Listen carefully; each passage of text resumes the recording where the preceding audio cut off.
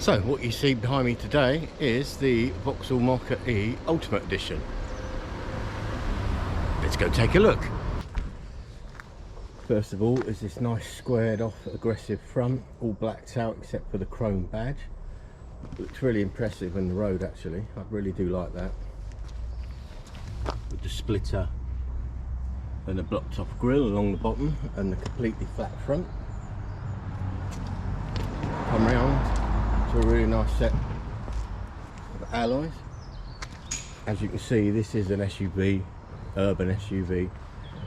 Sits up really nice. You know, it's a fairly small SUV. Let's get you around to the back end. Here you can see the branding, the Mokka E. Again, very plain with the chrome badge.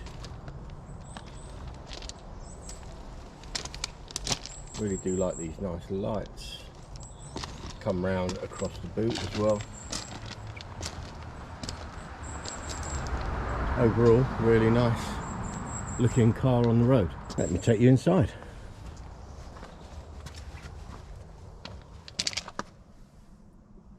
Really nice headroom.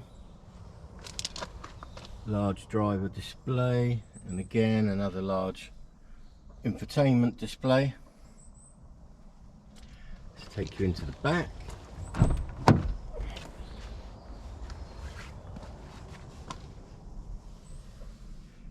Nice high headroom in the back.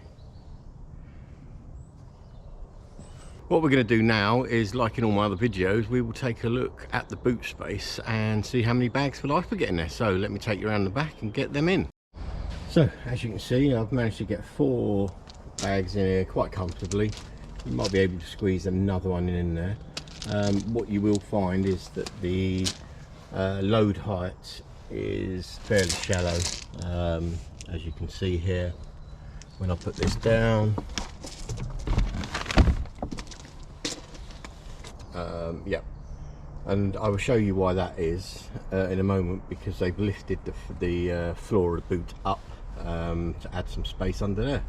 As you can see, the load space has been raised, so it gives a flat load space and not much of a lip here. And what they've done is they've added ample amounts of storage underneath. As you can see, got the cable here, got room to put some other bits and bobs in there as well. You've got your attachment loops here. So let me just give you a little bit more detail about what's on the inside.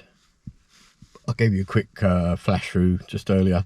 So let me just turn you around. So as expected, we have the steering wheel with everything you need on it. It's got your cruise controls on the left hand side and your infotainment and hands-free on the right hand side. Now raised up, we've got a decent sized screen, driver display. This comes with many different options. That was a nav. You've got the driving, which shows you your lane assist on that one. You then just got dials, a computer for your trip computer comes up. It's a bit annoying that you can only see it when you put it on here. You can't just press a button. Your typical energy and your minimum, and also you can set up your own personal displays. Now coming over to the infotainment system, if you've seen my other videos, this would be very, very familiar to you. It's exactly the same as what's in the Peugeot and in the Citroen as well. You know, they all use the same infotainment system. On this one, you do have some physical buttons along the bottom for, like, you know, immediate audio to your nav,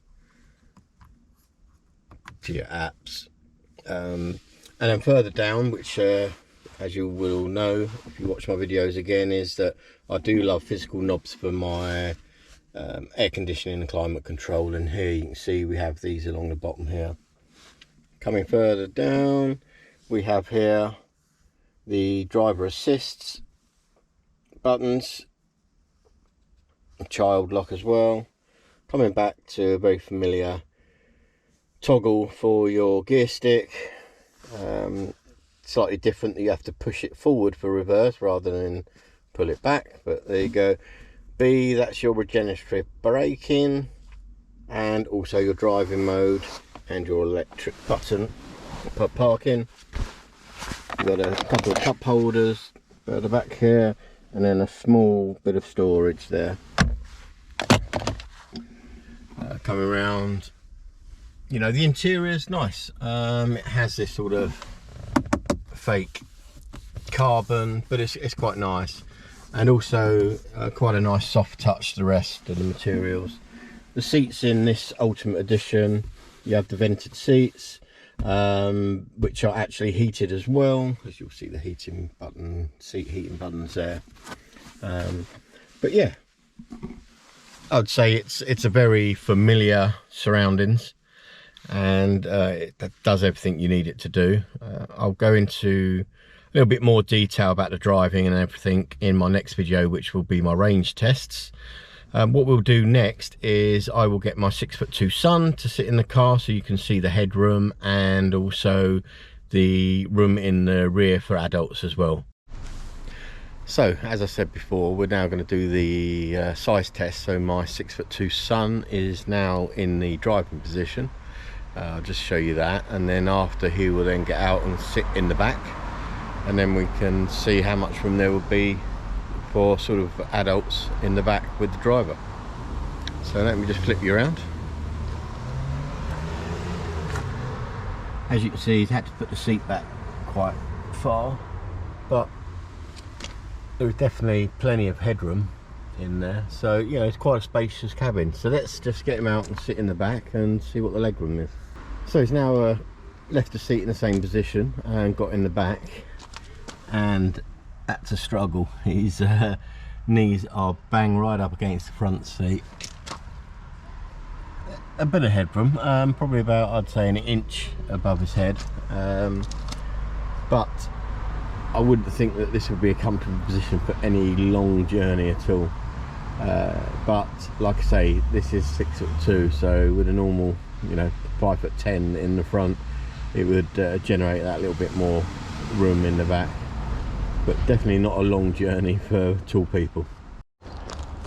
So overall, you know, I've had the car now for 3 months, and I'm really enjoying it. It's an ample car for myself. You know, we've taken it to Jersey over on the ferry and that for holiday. Managed to get luggage in there as well for me and my son, my wife, and you know, I will go into a bit more detail with regard to, as I said earlier, the range and everything. You'll see that in the next video when I do my range test and my commute to London.